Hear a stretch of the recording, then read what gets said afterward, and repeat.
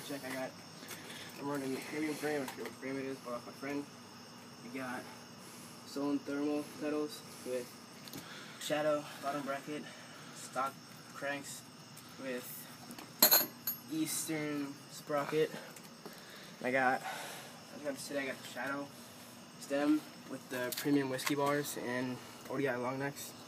And then front and back I got Verde rims, all stock Verde, demolition pegs, King Volt bars, some Verde front tire, and crappy ass Sports Starty tire, nitro seat.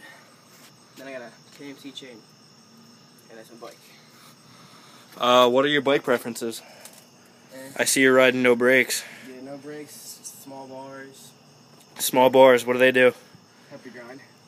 And then top load stem just feels nicer.